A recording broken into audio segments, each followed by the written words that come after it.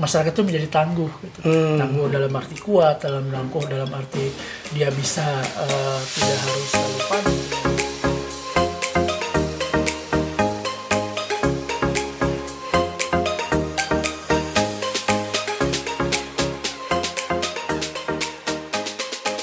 Nah, sudah kemana aja nih yang pernah dikunjungi? Yang pernah dikunjungi kalau luar negeri baru ke Myanmar. Memang ada keinginan untuk ke Palestina, ada keinginan untuk Suriah. Bukan keinginan jalan-jalan ya. Iya. Orang-orang selalu melihatnya, wah, si Andre mah jalan-jalan wae. Udah kan enggak. Paling kalau yang di nasional, alhamdulillah sampai Sumatera, udah Sulawesi, Papua, Jawa, apalagi Jawa hampir tiap kali ada bencana pasti Jawa gitu. Iya. Indonesia mudah-mudahan kalau tidak salah udah semuanya udah masuk. Selama tahun kemarin nih 2019-2020 nih, lebih banyak bencana yang seperti apa nih Kang yang terjadi nih? Terjadi ini lebih banyak ke bencana banjir dan gempa biasanya. Banjir dan gempa kebanyakannya. Itu kan. Jadi memang kita ini karena memang rawan ya. Kita itu berada di Ring of Fire itu. Kalau misalkan akan lihat di jalur selatan mulai dari Aceh itu di daerah barat Aceh, Sumatera itu sudah ada Ring of Fire dan itu memang gempa itu rawan sekali di sana. Bahkan kemarin juga ada gempa 3,2 skala Richter tuh daerah Kabupaten Bandung pusatnya itu. Jadi memang sekarang itu menurut para ahli dari ITB, dari LIPI juga ini sudah masuk ke siklusnya. Siklus gempa seribuan tahun itu udah masuk siklusnya sekarang itu. Makanya sering terjadi gempa. Atau mungkin juga dulu juga ada gempa, mungkin nggak terasa. Atau nggak ada alat yang bisa mengukur. Sekarang kan alat mengukur banyak tuh. Betul. Jadi setiap kali ada gempa 2, 3 pasti ketahuan. Gitu. Dan itu membuat justru membuat kita merasa jadi ada ketangguhan di sana.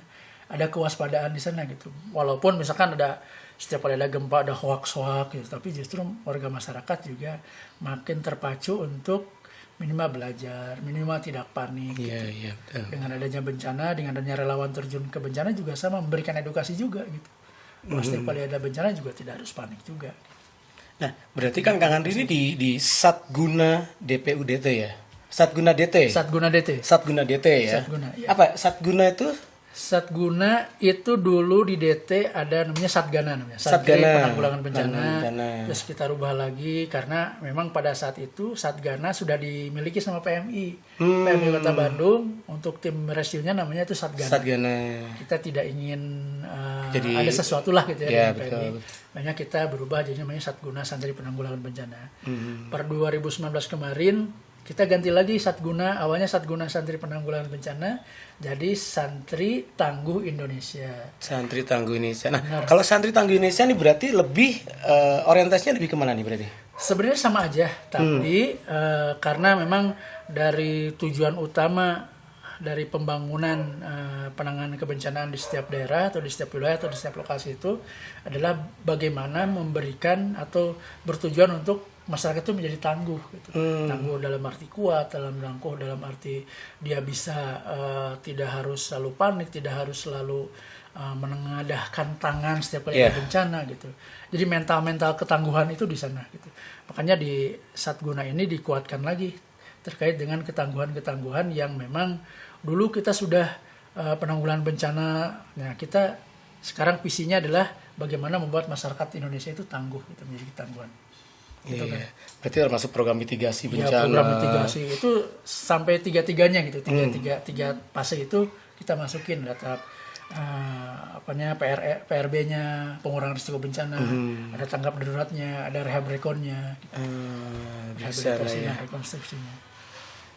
Kang, dari keluarga nih, tentu pastinya ada kekhawatiran nih Kang. Pastinya ada kekhawatiran. Saya bisa membayangkan nih, wah Abi ayah harus pergi ke Aceh yang lagi bencana, harus pergi ke sini yang lagi bencana. Itu gimana tanggapan keluarga Kang? Betul. Jadi setiap kali saya berangkat ke lokasi bencana ada penolakan dan protes, terutama dari istri. Kalau anak-anak alhamdulillah bisa menerima ya. Setiap kali ada bencana suka ngobrol dengan anak-anak, suka mengedukasi gitu kan. Tapi yang paling pertama protes itu adalah istri. Apalagi kalau misalkan sudah masuk ke kegiatan yang berhari-hari seperti kemarin yang ke Tasik aja. Ini kan sedang COVID, kenapa harus ke Tasik kayak gitu ya. Qadarullahnya ya alhamdulillah bisa dimengerti gitu ya. Setelah ya ini juga berjalannya waktu ya. Betul. Dengan berjalannya waktu, dengan berjalannya Andri sering turun ke lokasi bencana, bahwa memang mengedukasi keluarga itu sangat yang paling utama gitu. Betul. Di samping kita juga menolong orang lain, tapi jangan sampai keluarga kita juga terbengkalai gitu dengan kegiatan kemanusiaan yang saya geluti. Alhamdulillah qadarullahnya kan istri juga relawan dulunya. Relawan, kita ketemu di Jogja. Tsunami Jogja. Oh, Tsunami Jogja. Satu posko ketemu di sana, qadarullahnya jadi gitu. Dan itu juga membuat istri juga lebih paham gitu ya. Lebih paham dan bisa memahamkan ke anak-anak. Lebih mudah memahami ya. Betul, lebih mudah memahami dan seperti kalau misalkan Abi kok nggak pulang-pulang, udah lama nih, udah bahkan bisa nyampe di Aceh itu, kemarin di Palu itu sampai 2 minggu. Di Palu 2 minggu? Iya, itu udah 2 minggu, kenapa nggak pulang-pulang? Alhamdulillah istri bisa menyampaikan gitu ya. Abi menolong yang gempa, Abi menolong yang anak-anak yang kekurangan di sana. Mungkin di sini bisa nginep enak, tapi di sana enggak. Itulah itu yang jadi ada nilai-nilai yang dimasukkan sama istri itu. Jadi memang di satu sisi juga istri di satu sisi protes gitu ya, tapi di sisi lain bisa menenangkan gitu kan. Gitu. Jadi memang ya enak lah gitu. Ngobrol dengan istri, dengan anak, udah mulai paham gitu. Walaupun rasa protes itu pasti ada. Tetap pasti ada. Intinya ada protes itu mungkin kekhawatiran dan ingin memastikan bahwa abinya ketika bertugas itu aman. Bahkan ditanya-tanya ini di mana, bencana yang ngapain di sana, ketemu siapa, sampai seperti itu. Pernah nggak sekali waktu pas di lokasi bencana ini sulit berkomunikasi dengan keluarga? Pernah. Di mana tuh Kang? Pernah pada saat itu kemarin ke Halmahera. Di Halmahera tuh persis itu memang di laut, pantai dan masuk ke pelosok. Itu sampai 3 hari nggak ketemu sinyal. Betul. Jadi kalau misalkan harus ketemu sinyal tuh harus ada beberapa di ibu kota kabupaten itu juga harus ada spot-spot khusus gitu. Jadi kalau relawan itu kalau ke sana dia tahu spot di sana bisa komunikasi gitu. Sinyal ada gitu. Di satu titik, kadang ada di kandang kambing, kadang ada di pasar di satu titik, itu hanya satu titik aja gitu. Gitu, walaupun mungkin ada nomor, bahkan kalau berangkat ke lokasi bencana, operator tuh suka penuh gitu, banyak yang inilah ada 4 operator itu kita masukin semuanya gitu. Kita bawa kekhawatiran, dan itu qadarullahnya keempat-empatnya yang saya bawa itu tidak ada sinyal. Makanya itu harus nunggu 3 hari, baru udah 3 hari udah masuk kembali ke kota, dan itu bisa berkomunikasi. Ya sampai marah-marah gitu anak-anak, beli yang kecil gitu ya. Tapi kemana aja, yang dijelasin lah gitu. Seperti itu kan. Jadi memang ya ada ada kenikmatan dan ada juga kekhawatiran gitu. Pastinya. Kenikmatan saya bisa mengaktualisasi diri saya bisa membantu orang, itu sebuah kenikmatan. Tapi kekhawatirannya ketika melihat keluarga kan. Iya. Kekhawatiran itu balik ke keluarga. Bagaimana kalau justru jadi motivasi juga sama.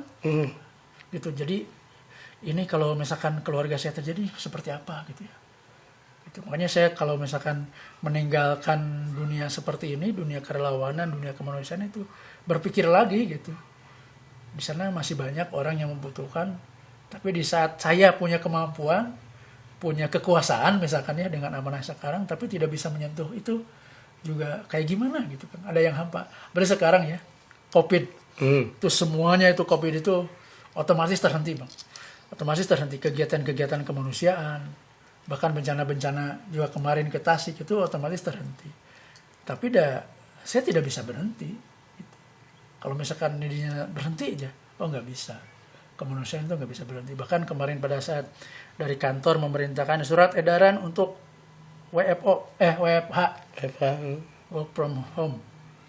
Wah, nggak bisa.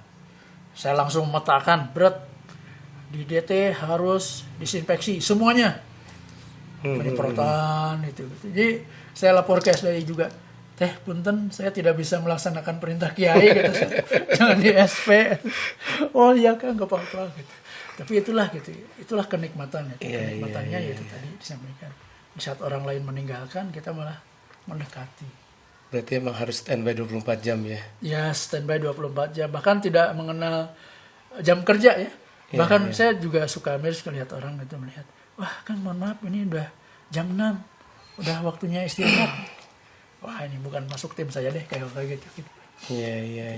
Ya walaupun kita tahu bahwa itu adalah jamnya istirahat itu ya. Ada memang teman-teman saya juga sama gitu istirahat. Tapi kalau sudah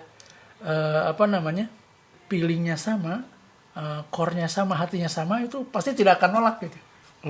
Kalau dia ada kekuatan, ada ketertarikan di kemanusiaan, dia tidak akan nolak. Walaupun saya juga sama gitu ya. Jam 16, jam 18 malam itu pasti bercengkrama dengan keluarga. Tapi begitu ada informasi masuk, pasti tidak akan disia-siakan gitu. Ini kesempatan berbuat baik, kesempatan untuk nanti di yaumil akhir. Insya Allah tuh. Gini, saya masih penasaran nih Kang. Penasaran apa? Kalau di lokasi bencana nih, untuk tim penanggulangan bencana ini sendiri, teman-teman membagi waktu istirahatnya seperti apa tuh di lokasi itu sebetulnya Kang? Kalau di lokasi kita sebisa mungkin kalau siang itu kita maksimalkan bekerja. Siang maksimalkan bekerja. Misalkan dari jam 8 kita bekerja sampai jam 5 sore. Udah itu maksimalkan kegiatan di lapangan. Karena kondisi terang. Ya, kondisi terang bisa mudah terlihat, bisa terlacak dan lain sebagainya itu di sana. Kalaupun misalkan sedang hujan atau bencana itu lebih terdeteksi lebih mudah gitu kalau siang hari. Di malam hari sebisa mungkin kita istirahat, kita koordinasi. Misalkan kalau terjun ke lokasi bencana biasanya jam 8 pagi kita ada koordinasi awal dengan BPBD, biasanya BNPB. Jam 8 sampai jam 5 itu maksimal kegiatan di lapangan, apakah evakuasi, pertolongan, atau survei, assessment, atau misalkan membuat membuat strategi, tanda darurat dan lain sebagainya gitu, kegiatan-kegiatan. Nah, habis jam 5 itu semuanya pulang ke posko, kita istirahat, maksimalkan istirahat. Ya evaluasi bentar sampai jam 9, jam 10 istirahat total, besok kita pit lagi. Kayak gitu aja terus rolling. Seperti itu ya. Dan kita juga tidak harus memaksakan, misalkan orang ini ngelihat wah ini udah mulai ada gejala-gejala stres gitu. Seminggu di lapangan terus itu stres menceritakan. Biasanya itu mulai sampai ke titik benar-benar dia stres tuh di berapa hari biasanya rata-rata? Rata-rata itu di 5 sampai 7 hari. 5-7 hari itu mulai warning ya, sudah warning ya. Udah oleng lah kalau bahasa kita. Udah oleng gitu. Udah oleng. Sudah nggak fokus. Udah kerjaan, emosi udah naik. Lebih mudah ya. Lebih mudah emosi. Emosi itu lebih mudah di lapangan itu. Karena capek. Memang ya sedekat-dekatnya kita ya. Sedekat-dekatnya kita bisa tidur, bisa ini. Tapi kalau udah nyampe mentok, udah emosinya udah naik, udah itu. Harus di cooling down dulu. Biasanya seperti apa tuh cooling down? Cooling down kita cari lokasi-lokasi yang memang tempat wisata. Kalau misalkan dulu kemarin di Lombok itu ke Senggigi atau ke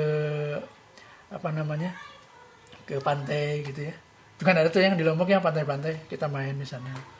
Ya, memang kadang orang melihat, wah ini mau main-main terus itu ke pantai, padahal dia tidak tahu gitu tingkat stres di lapangan itu seperti apa. Betul. Bahkan melihat orang suka ya banyak yang nyinyir lah gitu ya. Ada beberapa orang yang nyinyir ketika kita refresh ingin cari sesuatu gitu ya. Cari sesuatu yang ingin merefresh kita. Kadang kan orang melihatnya pada saat itu gitu ya. Langsung dijelek-jelekin, kamu mau ngomong mentang-mentang ini di sini gitu. Enggak totalitas lah kayak gitu, ini makan uang umat lah lain sebagainya gitu, sampai digitu-gituin gitu. Tapi dia nggak tahu gitu kegiatan-kegiatan di lokasi bencana itu seperti apa. Dia stres, dia ngangkat orang, ngangkat mayat dan lain sebagainya sampai malam, sampai ada orang misalkan ingin diantar ke rumahnya atau menjemput orangnya atau misalkan hanya nungguin binatangnya gitu. Binatang piaraannya gitu kan.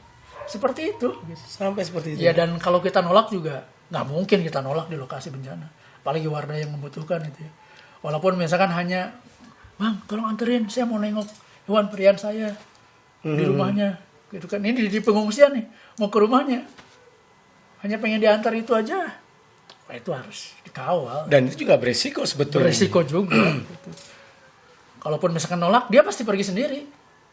Gitu. Dan itu juga nanti jadi kerjaan kita juga gitu. Yang penting diatur aja sekalian. Gitu. Dan itulah mungkin yang luput gitu dari pandangan orang bahwa memang orang-orang relawan itu seperti itu. Gitu. Bahkan bisa kalau misalkan kasarnya mengorbankan nyawanya gitu ya, nyawanya sendiri ya seperti itu. Iya. Ada cerita unik nggak selama saya menjadi relawan? Yang paling menyayat hati ya, yang menyayat hati dan juga jadi motivasi saya terus-terusan di dunia kerelawan ini pada saat ke Lombok. Ke Lombok ada satu dusun Medana yang sekarang DT Peduli buka kemarin itu yang rumah tangguh itu di sana ya, ada beberapa, ada diresmikan sama AA sama gubernur juga di sana. Nah, kita pas awal-awal tuh ke sana ya, dari posko minta izin ke di sana tuh ada ketua adatnya, kalau di sana tuh mungkin orang yang dituakan itu ya, ketua adatnya. Sebelum kita ngebangun posko, pada maghrib tuh suka kumpul, habis sholat tuh kumpul. Kan di sana itu Lombok itu dijulukin kota 1000 masjid ya kalau tidak salah. Masuk ke sana meskipun tidak ada masjid tapi di tengah lapang kita sholat, habis sholat ngobrol warga tuh. Warga itu langsung si tetua itu menyampaikan ke warganya, ke kita juga dalam ya tausiahnya beliau gitu ya. Karena sehari-hari juga beliau jadi imam masjid di sana. Gini, Bapak Ibu semuanya, jangan sampai dengan adanya bencana ini, bolehlah kita misalkan kehilangan rumah, kehilangan nyawa, mohon maaf, misalkan kehilangan harta, tapi jangan sampai kita kehilangan iman. Kata di sana langsung tuh, boleh gitu. Jangan sampai kita kehilangan Allah katanya. Justru di saat seperti ini juga harus saling menguatkan iman lah. Kita juga husnuzon ke Allah. Bisa jadi ini sebuah teguran atau juga peningkat derajat kita itu di sisi Allah. Jadi kita jangan lewat sholat 5 waktu minimal gitu. Walaupun misalkan nanti ngaji ataupun ibadah-ibadah lain gitu ya. Dan juga katanya minta kepada DT kalau misalkan mau bantu kita, tolong diriin dulu satu buah musola aja dulu. Setelah musola baru silakan misalkan atau mau bikin rumah atau mau bikin apa lagi silakan. Tapi musola ini dijadikan prioritas utama karena di musola yang dulu yang sekarang hancur itu katanya ada kegiatan keagamaan di sana, ibu-ibu ngaji, anak-anak ngaji setiap maghrib selalu makmur. Dan itu langsung kita bikin di sana kan. Jadi musola darurat kita bisikin di sana dan alhamdulillah itu makmur. Jadi anak-anak juga sering ngaji, kita relawan juga ke sana juga sama gitu. Jadi di sanalah yang menguatkan itu apa yang disampaikan tuh. Dengan bencana ini boleh kita kehilangan harta, kehilangan materi, bahkan kehilangan nyawa. Tapi jangan sampai kita kehilangan iman. Jangan sampai kita kehilangan Allah kata gitu. Nah, itu yang di sana yang ya Allah gitu. Kadang saya berangkat ke sana aja gitu ya dengan begitu sibuknya gitu ya, dengan kegiatan kemarin suka gitu. Suka ya kadang-terkadang gitu. Terkadang sholatnya kurang, yang ngajinya kurang, tapi dengan adanya itu juga jadi motivasi tersendiri bahkan ke teman-teman yang lain juga. Terlebih kita berangkat dari pesantren gitu kan. Aduh, itu naik lagi gitu. Itu yang selalu jadi penguat gitu kalau bagi Anda. Iya. Nah, mungkin ini terakhir nih Kang. Tadi sudah sempat dibahas kita harus mempersiapkan satu tas. Nah, selain itu apa lagi yang harus kita siapkan sebetulnya? Sebetulnya selain tas itu edukasi kan. Edukasi ke anak-anak. Ilmunya. Iya, ilmu. Mungkin nanti bisalah dilihat di Mbah Google bagaimana cara-cara evakuasi mandiri. Kalau bencana gempa itu ada evakuasi mandiri. Misalkan ke anak, nanti kalau terjadi gempa, kan ada lagunya, kalau terjadi gempa ngumpet di kolong meja gitu kan. Nah, kayak gitu. Cari misalkan bahan-bahan yang kokoh, itu nanti kalau jadi gempa, kolong meja, atau misalkan ada namanya itu ada segitiga kehidupan, misalkan diam di tembok di sini misalkan Ya, di nanti sebelah. kan biasanya kalau orang jatuh itu tidak langsung jatuh ke tapi ada penyangga dek gitu. Ya, Nah, ada kayak bagian gitu, yang kayak gitu. kerasnya Betul, ya. betul. Ada edukasi itu, jangan panik, selalu jangan panik gitu aja. Gitu kan. Jadi memang edukasi itu penting juga gitu, menyampaikan ke orang lain itu penting. Baik, Kang Andri, luar biasa sekali. Saya salut sama Anda. Makanya kenapa saya undang sini, karena saya memang tertarik dengan kisah-kisah Anda yang luar biasa. Sebetulnya memang banyak orang yang pengen ikut membantu ya, hanya saja mungkin di porsi-porsi yang Betul. Sesuai. Jadi relawan itu tidak harus selalu terjun ke turun, bencana. tidak harus terjun. Betul, tidak harus selalu bencana. Ada juga relawan media, misalnya Kang Dito biasa Ya. kayak gini. Ini juga bagian dari kerelawanan. Insya Ada Allah. bagian dapur, ada bagian kalau dulu mah ada relawan retweet katanya. Oh, gitu. Jadi hanya cukup di medsos aja Di medsos nge-retweet saja ya. kayak gitu Oh, kayak gitu. supaya donasi Menginformasikan, masuk. betul. Bahkan ada seperti itu, bahkan di Basarnas sendiri atau di BPBNPB ini juga ada sama Pusdalop, dia pusat pengendalian operasi. Ada bagian data analisa apakah ini berita ini hoax atau tidak, Iya. konfirmasi ke BPBD, BNPB kayak gitu, BMKG kayak gitu. Jadi ada ya bagian-bagiannya juga sama gitu, ada bagian dapur, ada fokus di dapur itu masak gitu. Jadi jangan berkecil hati, mas misalkan Saya nggak bisa melakukan apa-apa nih. Saya nggak bisa bantu juga apa. sebenarnya mah gitu. Intinya adalah ada keinginan untuk membantu sesuai dengan minat dan bakat masing-masing gitu. Tidak harus selalu jadi relawan itu terjun ke bencana, menolong orang, membantu mengangkat mayat, itu enggak. Bahkan misalkan saya hanya bisa bikin proposal, nah itu juga bagian relawan bikin proposal. Saya hanya bisa bikin input laporan keuangan, ya itu juga bisa. Bagian web, bagian isi Facebook, misalkan hanya bisa update status, itu juga bagian. Itu kan. Betul. Jadi tidak harus selalu, ya jangan minder gitu dengan tidak bisa terjun ke lapangan, tapi karena jiwa kerelawanan itu ada, ya bisa dimaksimalkan aja apa yang ada. Luar biasa sekali memang kisah-kisah seorang relawan. Masih banyak relawan-relawan yang punya kisahnya masing-masing. Pastinya di lapangan, dengan keluarga, dengan lingkungan sekitar, termasuk relawan-relawan untuk COVID juga, mereka pasti merasakan suka duka yang sangat luar biasa. Iya. Ya, makanya jangan pernah meremehkan relawan. Betul, jangan menganggap sepele relawan. Apa yang sudah kita kasih untuk mereka yang tertimpa bencana, tertimpa musibah. Baik, sahabat, obrolan kita kali ini memang luar biasa sekali. Banyak cerita yang membuat kita harus lebih peka, harus lebih peduli dengan sesama. Sekecil apapun yang kita lakukan, pastinya bisa bermanfaat untuk orang lain. Tetap di channel SK Media, ngobrol di sini aja. Terima kasih. Assalamualaikum warahmatullahi wabarakatuh.